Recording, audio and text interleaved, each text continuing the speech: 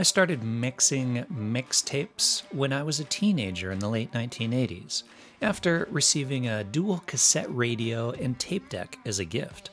One side of the player allowed me to copy one tape to the other side, or even record what was playing on the radio. This gave me the ability to make custom mixes, using tracks from borrowed tapes of my friends, my personal collection, and sometimes recording off the radio if the DJ didn't ruin it by talking over the beginning or end of the song. I could then take that mix and stick it in my portable cassette player and headphones to jam out with while riding my bike or on my way to school. Later, when I got my first girlfriend, the tapes took on a more serious purpose, and that was to express my affection for her. I might call into the radio station and make a request for She's Like the Wind to let her know how I felt about her without having to buy the whole cassette.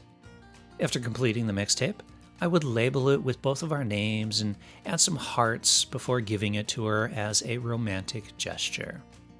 As time went on, my mixtapes upgraded from cassettes to CDs, and the labels changed to the Seduction Mix for those cozy nights at home with a special someone.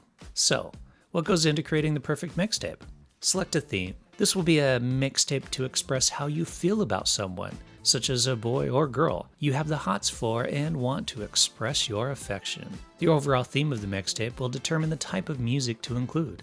A mixtape is not just about songs you enjoy, but it's also about choosing songs that the recipient will also enjoy. Consider their music preferences, but don't be afraid to add some variety, such as a song you think they will like. On the other hand, if this is a playlist that you use when hosting guests, try to select songs that will appeal to a wider group of people. For example, if I'm creating a mix for a family barbecue, I might include some upbeat tunes, possibly with some old school country music mixed in, since I know that is what most of my aunts and uncles enjoy. However, the playlist I would put together for friends in my age group would have a different selection. Who is it for? What if the recipient doesn't listen to the same type of music as you? You don't want to express your affection with the Peruvian flute music you enjoy. You want to express it with the style of music they enjoy. Besides providing them with the style of music they listen to, it also shows that you truly understand them and their musical preferences.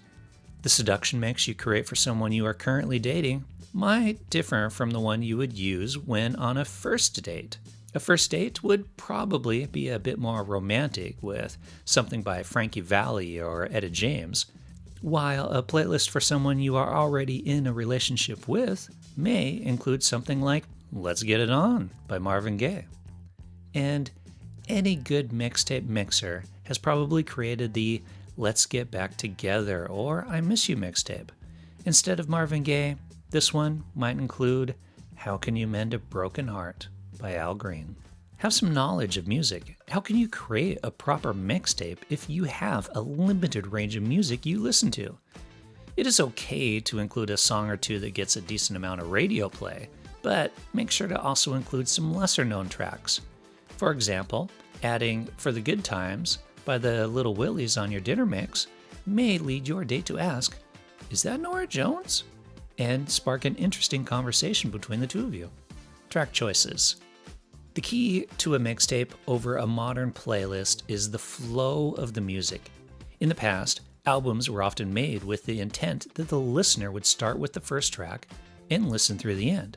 Now with streaming, songs are often written to stand alone and get played as part of a playlist. The fun in a mixtape is telling the story from beginning to end. The first song sets the tone for the rest of the tape, while the last track wraps it all up. Perhaps that romantic tape you made to express your affection for someone starts with A Kiss to Build a Dream On by Louis Armstrong, then builds through an extended story to end with Something Stupid by Frank and Nancy Sinatra, which ends with the words, I love you. A well-crafted mixtape should feel cohesive and complete, like a finished work of audio art. I've always taken pride in my mixtape making skills, from the days of cassettes to CDs, and now with the digital playlist. Unfortunately, sending someone a link to a playlist just doesn't have the same charm as giving them a physical mixtape with a cute label on it. And while you can easily play your playlist with high quality audio while driving, there is still that nostalgic feeling of flipping through a cassette case while trying to focus on the road. Despite the benefits of modern technology, those of us who remember the old days will always miss that sense of nostalgia that goes along with the days of making a mixtape and giving it to someone else.